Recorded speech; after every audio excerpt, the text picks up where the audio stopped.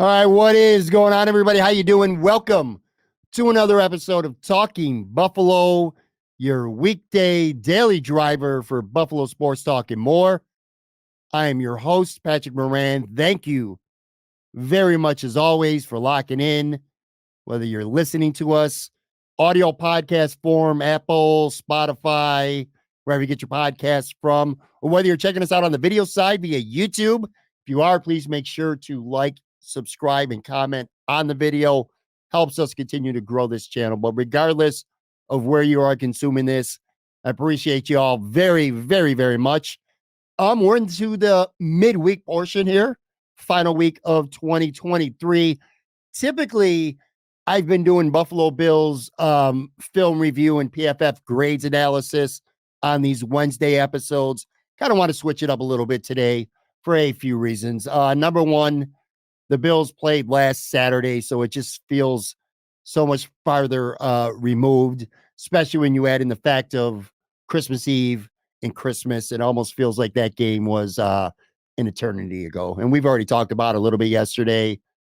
You've talked about it amongst family and friends, I'm sure, over your holiday activity. So we're going to move on past that game, start to focus a little bit more on the last two games for the Bills. Of course, this week coming up against the Patriots. Doesn't get any bigger than that, and because the stakes are just so high. So we already know that. But today on this episode, and it won't be a long one. And by the way, I'm kind of just piecing together episodes to get through this final week. It's tough. I know some people are like, well, where the hell the guests? You used to have guests all the time. We'll have plenty of guests coming up, in the days, in the weeks ahead. We'll be getting back to normal pretty soon. With it being Christmas, people are just tied up, family obligations, just things going on. So when I get some time here and there, I'm just trying to knock off some of these episodes for the week. But today I got at least I think anyway, a pretty interesting topic regarding the NFL MVP race and Josh Allen and where he stands, where I think he stands specifically in this race with two more games to go. So we'll talk about that today. I want to put out there before even diving into the meat and potatoes of this episode that I do not think the NFL MVP race is over. I thought it might have been going into Monday night, had the San Francisco 49ers put away Baltimore and had Brock Purdy looked good doing it. I think that might have been a wrap on the 2023 NFL MVP race, but that was not the case at all. I think there's probably 6 legitimate candidates right now, including Josh Allen. So what I'm going to do today is go through each of them and outline a couple of reasons why I think we can make a case for that player and also a case against them. And like I said, this obviously includes very much so Josh Allen. I do not think this NFL MVP race is over. Even though it's down to the final 2 weeks, I still don't think it's over. I think there's maybe not 6 that can win it, but there's probably at least 3, maybe 4 that still can. So that's what we're going to do today. Highlight that. I think on Thursday's show, I'm going to have Anthony Marino, that's the norm here on Talking Buffalo. Hopefully I'll get Anthony on. We'll be able to do our weekly preview, Bills versus Patriots, do our Finish the Sentence segment. Always a fun time talking with Anthony. We'll see about Friday, Fan Friday. That's something I've been doing lately. And then, like I said, then we're talking New Year's Eve weekend. And then hopefully next week we'll get back to your normal scheduled podcast. But I think this is a pretty interesting topic. I think this is something of interest for sure to Buffalo Bills fans, more specifically Josh Allen fans. So without further ado, because again, I don't want this to be a long episode, let's have a discussion today. And I would love to hear your feedback on any of this. If it's the audio side, tweet at me at Patrick Moran TB. If it's the video side, you can leave a comment, like I said, in the YouTube section. Maybe we'll read a couple of these on Fridays. I'd love to hear your opinions on who you think the NFL MVP should be, and maybe where you think Josh Allen, because this is a Buffalo-based podcast, where you think Josh Allen ranks right now in the MVP race. I'm sure there's some people out there who genuinely think he has a legitimate chance to win. There's probably some people out there who doesn't even think he deserves to be in the top 5 for a couple of reasons, which we're going to get into. In fact, we're going to do that starting right now. So again, I got 6 what I'd like to call primary candidates right now who could be NFL MVP, and we'll go through the case for them and the case against them. I got some notes on each. One last thing before we dive into that. A crazy week with football, and with the exception, of course, of Dallas blowing it against Miami, this was almost a perfect week for the Buffalo Bills.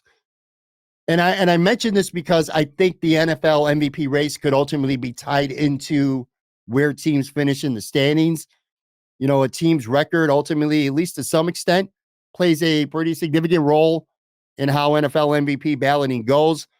As for the Bills, I'm sure I don't need to tell you this. Besides rooting for the Bills, you're all very, very, very big Baltimore Ravens fans this weekend. When the Bills are playing the Patriots Sunday, 1 o'clock, the Ravens are hosting the Miami Dolphins. Bottom line, and it doesn't get much more simple than this, folks. Assuming the Bills handle business at home against the New England Patriots, which if you want to be a playoff team, you damn sure better. But assuming the Bills handle their business, you're rooting for the Ravens, because if the Ravens beat the Miami Dolphins, not only in Week 18 do the Buffalo Bills play for the AFC East, the Buffalo Bills will be playing for the number 2 seed in the AFC. So a Baltimore victory on Sunday over Miami means the Bills go into Miami with a lot on the line. Not just the division, which would be what? The 4th straight AFC East championship for the Bills, but the number 2 seed in the AFC. And to talk about how important that is, you're talking potentially, at least anyway, not just one home playoff game, but you're guaranteed, assuming if you can win that first home playoff game, the wild card round, you're guaranteed a home playoff game in the divisional round as well. So you're talking potentially 2 home games for sure for the Bills. And who knows if the first seed, if it ends up being, well, actually not if, it would be Baltimore, because that would mean they beat Miami. So Baltimore, if they were to lose in a divisional round, which is certainly possible, the Bills could, the path to the Super Bowl could still go through Orchard Park. So that's how big it is, folks, that Baltimore beats Miami. Now, on the other hand, if Miami beats Baltimore, then the Bills will be eliminated from winning the AFC East. Of course, they might already have a playoff spot wrapped up, but if they don't, they'll be going to Week 18 with a chance to lock in the playoffs, where they're probably going to be a 6th seed. That's not 100% given, but with Cleveland having one less loss and a better conference record that will win a tiebreaker for the Bills, if they don't win the division and move all the way up to 5th, they would have to obviously beat New England and Miami, and they would need Cleveland to lose both at home against the Jets and on the road in the finale against Cincinnati, which is not impossible. I'm just saying it's probably not that likely. Of course, it would be nice to probably get into that 5th spot, because then you're going to be traveling to the AFC South champion, which very much is looking like probably Jacksonville, even though Jacksonville is just completely imploding and free falling right now. If the Bills finish 6th, you're probably looking at a 1st round date at Arrowhead in Kansas City against the Chiefs. And the Chiefs are a train wreck. I mean, they just lost at home to the Vegas Raiders. But that said, it's still the Kansas City Chiefs. And you feel like playoff time, Pat Mahomes, Travis Kelce, they could turn up the defending Super Bowl champions, a dangerous team. I like the Bill. I think the Bills are a better team than Kansas City. I've been saying it all year, and I won't waver from that if the Bills do go to Kansas City. But I'm sure you'd rather go to Jacksonville and take your chances than play at Kansas City. But anyway, that's the way, depending on how this weekend shakes out, how it's looking for Buffalo. In terms of clinching a playoff spot, the Bills will be in the playoffs no matter what happens. If they win and either 2 or 3 happen, Jacksonville loses at home against Carolina, very unlikely.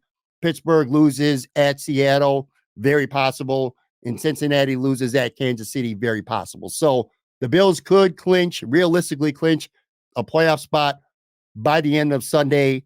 And again, depending on how Miami and Baltimore shake out, the Bills could be playing for number 2 in the AFC, which would be pretty wild. But anyway, back to this NFL MVP race here down the stretch. 6 candidates. Let's start with Josh Allen. I mean, why not here? This is a Buffalo show. We're talking about Josh Allen, we talk about him every week, so let's talk about him here. The case for him and a case against him. You're talking reasons why Josh Allen still can be NFL MVP. He's first in the NFL in total touchdowns. He's got 40 for the year. He's the first quarterback in the history of the NFL to have 4 straight seasons of 40 total touchdowns. No one's ever done that before. So he's got that going for him. He's got the number one. He's ranked first in PFF. And some people, take it with a grain of salt, what PFF, what their grades are worth. But he's first in quarterbacks on PFF with an overall grade of 91.4 for the season. He's second in PFF passing grade overall at 88.3.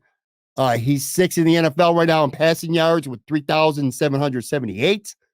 He's 4th in the NFL among all quarterbacks in rushing yards with 413. He's 2nd in the NFL among quarterbacks in rushing touchdowns with 13. You know what? When you score 13 touchdowns on the ground as a quarterback and you're not even leading the league, that is some shit right there, man. But anyway, Jalen Hurts leads that category. Josh Allen is 2nd. He's 2nd in QBR for the year at 71.6. And he is your 2-time AFC Offensive Player of the Week. So the stats are there. The accolades are certainly there for Josh Allen. You can make a very strong case that he deserves to be NFL MVP. And of course, just like with all these other candidates, you still got 2 more games to add to your resume. And if you go into Miami in week 18 and it's for all the marbles for the AFC East for the number 2 seed, and you go and you smack Miami around, you have a big game, it's going to put a lot of stock into his case as well. But anyway, as things stand right now, that's the case for him. I think 2 things go against him. Number 1, interceptions. He's got 15 of them. 9 straight games with a pick, too. He's 2nd in the NFL in interceptions. In fact, only Sam Howell from Washington has more. He's got 17 for the year. So that's something you got to hold against Josh Allen. And then, just quite frankly, a few games that were just terrible outings for Josh Allen. It's tough to say somebody's an MVP when they're maybe as responsible as anybody for at least 2 of your losses on the season. Josh Allen was dreadful in the opener against the Jets. 3 interceptions, 4 turnovers. His fault, too. I thought he was terrible against Denver. Even though they won against the Giants, they only won 14-9. I thought Josh Allen was pretty shitty against the Giants. Wasn't great in Jacksonville, wasn't great in New England for a half. A lot of slow first halves. Not all his fault. But again, we're talking MVP here. This is an MVP race, not a good player race. You just can't have those kind of games. So I have to hold, if I'm being objective here at least, I got to hold that against him. He was really, really bad against the Jets and really, really bad against Denver. And those were 2 losses right now that the Bills would love to have even one of them back. So that combined with just the turnovers, the interceptions, not all his fault, but quite frankly, a lot of them were. There were some pretty ugly interceptions from Josh Allen. So I think you got to hold that against him. And plus, just a couple weeks ago, the Bills were only 6-6. And I don't know many MVPs that are going to be, or people who are going to win MVPs on a team that's barely above 500. So anyway, that's the case against Josh Allen. Lamar Jackson, I think he picked up a lot of steam Monday night. The case for him, he's led the Ravens to a 12-3 record right now, best team in the NFL record-wise. So that matters a lot. You're talking the quarterback on the best team in the NFL. That holds a lot of weight. He's thrown just 7 interceptions for the season on 436 pass attempts, which is tied for 21st in the league. That is awesome. Again, just 7 picks. Josh Allen has thrown literally more than twice that many. So that matters. He's first in rushing yards among quarterbacks for the season. No surprise there. 786 yards on the ground, even though it's not even close to his career high. But anyway, 786 rushing yards. He's averaged 5.5 yards per carry for the season. And then last, and I think this matters too, he has that pedigree. He has an MVP pedigree. He's won MVP before. He won it back in 2019. So that's the case for Lamar. If you're talking the case against Lamar Jackson, He's just 15th among quarterbacks in the NFL in passing yards, 3,357. 15th is pretty much among the starters, middle of the pack. That's not really good. Um, he's only thrown for 200 yards this season more than Geno Smith. And ain't nobody talking about Geno Smith as being an NFL MVP candidate this year. He's only had two 300-yard passing games on the season. He's only thrown 19 touchdown passes, which is only tied in the NFL for 14th, which again, that's middle of the pack. So now you're talking middle of the pack passing yards, middle of the pack touchdown passes, and he's not really close to any career high in any major passing or rushing statistic. So if you want to make the case against him, it's like he's been part of a great, and he's a great football player. Don't get me wrong. Again, I have to make the case against all six of these guys that we're talking about here. So I'm being the optimist, and then I'm being the pessimist for each here by design. If I'm being the pessimist here, I could just say he's a very good player on a great football team this year. So that would be the case against Lamar Jackson. I'm going to take a quick break, by the way, come back, and then we're going to run through the other four, and I'm going to count down my personal ballot as things stand right now from 6 all the way down to 1. Be right back.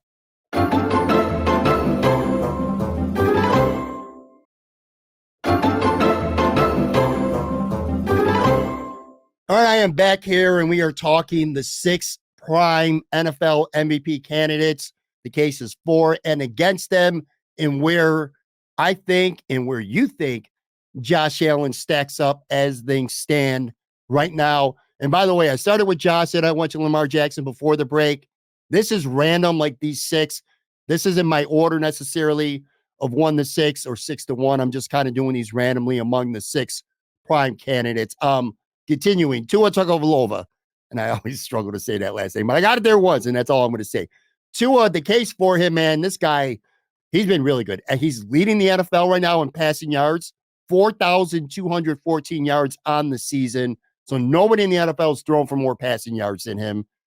He leads the NFL in PFF passing grade, 90.5. That's number 1. Josh Allen is number 2 overall. He's thrown 26 touchdown passes on the year, which is 6th best in the NFL. He's only been sacked 26 times, which is only 24, tied for 24th most in the NFL, because he gets rid of the ball quick. He only holds the ball for an average of 2.33 seconds per passing play, far and away the best in the NFL. He's been dropping bombs this year, 5 games already where he's had at least 300 yards passing. And then, which does matter, this isn't a statistic, but it's something worth noting that I think is going to matter plenty. This is a guy who is coming back from multiple concussions last year. He didn't play in the playoffs last year for Miami. He didn't get to play down the stretch. He didn't get to play in the playoffs. 2 concussions. So there were questions about his health and his short-term and long-term future even coming into the season. Quick little side note here. I play in a media dynasty football league, and our buddy over at WGR, Nate Gary, proposed a trade to me very early in the season, which probably, well, I ended up making it to the semis anyway. So I don't want to say that it costed me all that much, but it was a great trade that I turned down at the time. He offered me Tua and Raheem Mostert for Desmond Ridder, Jalen Warren, and a future first-round pick. And long story short, I rejected the trade because I had zero faith that Tua was even going to last this season without getting another concussion, without getting hurt again, let alone be a strong, very legitimate MVP candidate. So the fact that he's coming back from injury, I think certainly holds a lot of weight in this MVP race. So those are the cases for him. The cases against him, he's thrown 10 interceptions now on the season. He has Tyreek Hill, who a lot of people are going to say will take away some votes from Tua, which is a fair conclusion to arrive at. Strictly an old school sling it quarterback, pocket quarterback. He's only rushed for 53 yards on the season. I mean, that's like some borderline Dan Marino shit right there. So he's not very mobile, doesn't run the ball, not a dual threat like a lot of the great quarterbacks in today's modern NFL, like Josh Allen, like Jalen Hurts, like like Dak Prescott, like Pat Mahomes, et cetera, et cetera. Tua is just a classic, old school, stand in the pocket, throw the ball around. It's not really an insult. I'm just saying he's not a dual threat quarterback, which might hold some water in voting. And then I talked about earlier, maybe the getting rid of the ball so quick being a pro in his case, but you could also turn that around and make that a con as well. It could be Mike McDaniel and his system. It's just designed to, for any quarterback to come in that system. You might make the same case with Shanahan and Frisco, where it's the players in the system as much as the quarterback. Then he's only holding the ball for 2.33 seconds per pass attempt. That's just nuts, man. So anyway, that's Tua's case for and against him. I mentioned Tyreek Hill, so let's hit him up. I think he's one of the 6 legitimate candidates here. Case for him, 1,640 yards receiving. And I'll tell you, if he didn't hurt his ankle, to have him at least slow him down a little bit here down the stretch, he absolutely would have been flirting with 2,000 yards. And not that that's completely out of the realm of possibility with 2 games left, but even still, 1,641 yards, number 1 in the NFL. And he's number 1 by more than 200 yards. CeeDee Lamb's second, and it's not even close. He's first in PFF overall grade, 93.9, and he's first in PFF overall receiving grade for the year at 94.2. He's had 3 receptions, he's third in the NFL this year in receptions. He's already over 100 receptions. He got 106 catches for the year, and he's tied for 5th in the NFL in targets and 146. And then last and not least, this guy is as big of a impact game changer as you'll find around this league. He's had 8 games this year, 8 with over 100 yards receiving, and he has had 5 games with over 150 yards receiving. That shit is wild. 5 games this year he's had with more than 150 yards receiving. That's crazy. So there are tons and tons and tons of legitimate reasons to put Tyreek Hill on this short list. You're going against him. No non-quarterback has won NFL MVP since Adrian Peterson did back in 2012. Basically, unofficially anyway, this award, for all intents and purposes, is called most valuable quarterback, not necessarily most valuable player, because non-quarterbacks just don't win this shit. No one has in over a decade now. So he's got that going against him for sure. Being a little bit nitpicky here, but there's been some, I talked about Josh Allen and how he had some quiet days, which might go to hurt him a little bit. Tyreek Hill's had 4 games this year where he's been held to 62 yards or less receiving. And then you look at like statistical leaders in certain wide receiver categories amongst his peers. Mike Evans has scored more touchdowns in him this season. Brandon Ayuk has averaged more yards per catch in him this season. CeeDee Lamb has caught more passes than him this season.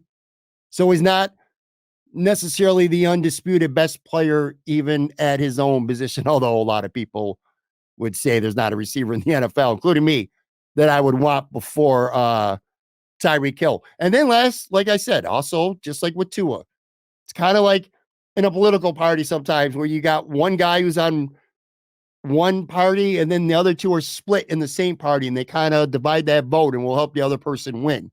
I think Tua and Tyreek Hill might get some votes for each other that kind of cancel each other's chances of winning out as well. So that's your case for and against Tua. 2 more here. Christian McCaffrey, the case for, he's leading the NFL in rushing, 1,395 rushing yards. Nobody's even in the stratosphere of him in this stat. He's leading the NFL by 338 rushing yards right now. He's got 14 rushing touchdowns on the year, 5.4 yards per carry, 63 catches, 537 yards, 7 touchdowns. That's 3rd best among running backs in catches, 1st among running backs in yards, 1st among running backs in touchdown receptions. He's got 1,932 yards from scrimmage, 1st in the NFL. So he's damn near 2,000 yards, total yards from scrimmage right now, and the 49ers still have 2 games left. All this pretty much is me telling you Christian McCaffrey's like a fantasy football god. He's the best player, in my opinion, on the best team in the NFL. He scored a touchdown in 13 of his 15 games.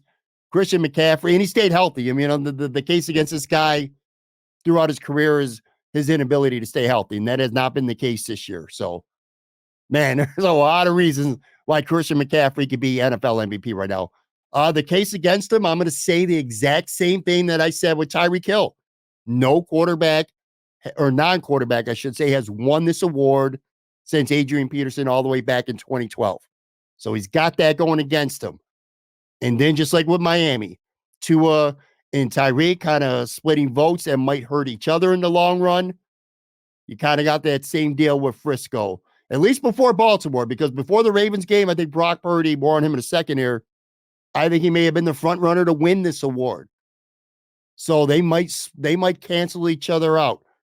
And then the talent on his own team. You know, the Frisco, any one player on offense, it's just so hard because you got Christian McCaffrey, you got Purdy, you got Deebo Samuel, you got Brandon Ayuk, you got Kittle. I mean, this team is just loaded and loaded and loaded with weapons, and that might come to hurt him just a little bit, which just might be all it takes for him to not win. So that's McCaffrey. And then the last person among the six is Brock Purdy.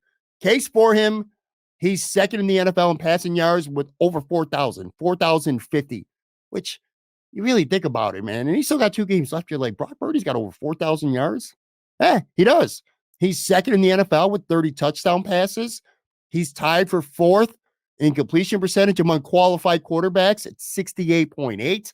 He's thrown for 300 yards 5 times this year. He's had three touchdown passes this game. I'm sorry. He's had 4 touchdown passes this game. And he's had 5 games where he's thrown for at least 3 touchdowns this season.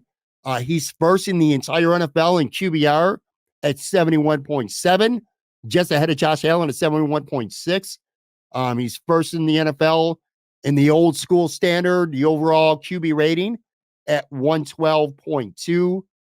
And he's the quarterback, in my opinion, on the best team in football. So there's plenty of pros here in the column for Brock Purdy to be MVP. The thing going against him, not a lot, but it's a big one. And that's this game just here on Monday night. He might have blown it against the Ravens because he was horrific. He threw 4 picks that game. And it's hard to say this is your NFL MVP when you go on prime time, maybe the best team in the West against the best team in the East, or the AFC, NFC. I'm sorry, I'm going East-West thinking this is basketball or hockey here. But you got the premier team in the AFC, the premier team in the NFC, prime time, Christmas night, the world's watching, and you go out there and just lay a shit bomb, because that's what Brock Purdy did. So this one game single-handedly might have blown it for him. He's thrown 11 interceptions on the season, and 9 of those 11 picks have come in the 4 losses that Frisco's had. So on the rare occasions where Frisco's not playing well, you could say, well, Brock Purdy had a lot to do with these losses. And then the last thing, like I said, just like with Miami, McCaffrey might take away some votes for him. So anyway, that's your pros and your cons for Brock Purdy. I got 4 guys that I think are worthy of, we'll call honorable mention. I think they're guys that you should consider, but they're not going to win, and they're probably not going to be top 6. Most noteworthy is Dak Prescott, because honestly, I think if we had this episode 2 weeks ago, Dak Prescott might have been in the top 3. Certainly in the top 6. He's first in the NFL in TDs. He's third in yards, but, you know, an ugly loss where they got their ass whooped in Buffalo and then losing the following week in Miami, I think that takes him out of the MVP race. Jalen Hurts, 20 touchdown passes, 15 rushing touchdowns, but he's thrown 13 picks, and he's had some pretty lousy stretches, so I think he's gets considered, but he's not going to win. Jared Goff, 3,984 yards, very impressive, 27 touchdowns. Just not quite enough consistency. Like, he's been really good, but I don't think he's been on the level of Lamar and Tua and Josh Allen. So I'll put him in this category where he only gets honorable mention. And then last, I got to have one player on defense. And for me, that's definitely J.J. Watt. 17 sacks, 16 tackles for a loss, 8 passes defended, 4 forced fumbles, 3 fumble recoveries, 1 fumble recovery for a touchdown, and a pick 6. Like you read those numbers, and as I'm reading them all out, I'm like, how do I only have him honorable mention? Like, how is he not even top 6? Because ain't no defensive player going to win NFL MVP. That's why. But TJ Watt has just been absolutely sensational.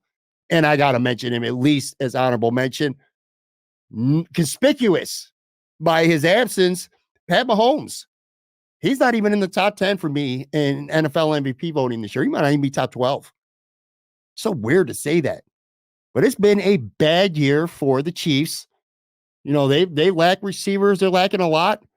Travis Kelce looks like he's slowing down some, but this has not been a good year for Pat Mahomes. He's made a lot of mistakes, some pretty brutal turnovers himself.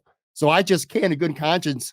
He might still be the best player in the NFL. I'll certainly listen to arguments for that, but he cannot be seriously considered even among the top 10 players in the NFL in regards to being an MVP candidate this year. So to conclude here, I'm going to count down now this is my personal ballot here, 6 down to 1. Again, with the caveat that I don't think this is quite over yet. 6, I'm going to go with Tyreek Hill. I think the quarterback is going to get more credit here, maybe than deserved. I got Tyreek lower, but I would say, and I think most of you would say, if the Bills had a chance to play Miami and you could either not have Tyreek Hill in the lineup or not have 2 in the lineup, who would you rather had to sit out for Miami? I think most people, I know I would say for sure Tyreek Hill. But that said, I'm going to have him at 6. Number 5, Christian McCaffrey. I could sit there and give you long-winded speeches just like with Tyreek, but quarterback ain't winning, or a non-quarterback, they're not going to win NFL MVP. I just don't see it happening. So I got him 5. Number 4, I got his teammate Brock Purdy. I think he completely blew it against Baltimore this past Monday night. That combined with having McCaffrey on his team might have had him a little iffy to begin with, but I think that game blew it. So I have him 4. Number 3, this is where I have Josh Allen, folks. Right now, I have Josh Allen, number 3 on my ballot for NFL MVP. Still have 2 games left. And is there a scenario where Josh Allen could still win MVP? And I'm being objective and I'm being honest with everybody now. Yes, but it's very unlikely. The one scenario I could see happening, Josh is lights out against New England, obviously, this week. Baltimore and Miami play, and it's an ugly 16-13 game, something like that, where the defense just rules that game. And then maybe Baltimore, well, even if they don't have a great, or whether they have a great week 18 or not, but if Baltimore wins, but not impressively, and Tua and Josh Allen face off a week 18 and Josh Allen just lights up Miami again, plays way better than Tua, and they go all the way up to the number 2 seed. I think the stat discrepancy between Josh Allen and Lamar Jackson could be enough to propel Josh Allen to win an MVP. So I don't think Josh Allen's MVP candidacy is dead right now. I'd say it's unlikely. And if it ended right now with no more games left, I have Josh 3rd. I cannot give him MVP because a couple of the games where it was bad Josh was pretty damn bad Josh, especially that Jets game, especially that Denver game. It's just really hard to get past those. But it's not over for him. But I got him at number 3, which means right now as things stand, I got Tua at number 2. And this is tough. I got Tua at number 2, and I got Lamar Jackson at number 1. But I'm telling you, that Baltimore-Miami game this coming Sunday at 1 o'clock, not only, a big game for the Bills, obviously, who are going to be the biggest Ravens fans in the world, but you might be, you would be willing to say, man, I can see Josh having any chance of winning MVP because I want Lamar to roll Miami because that means the Bills will have a crack at getting the number 2 seed in week 18. But if Miami plays well and Tua outplays Lamar Jackson and Miami beats the Ravens on the road, I think Tua probably is going to win MVP. If Baltimore plays well and beats Miami, I think Lamar Jackson is going to win MVP. If Baltimore beats Miami, but it's or vice versa, but it's an ugly, defensive, grimy kind of game. I don't expect that, but it's certainly possible.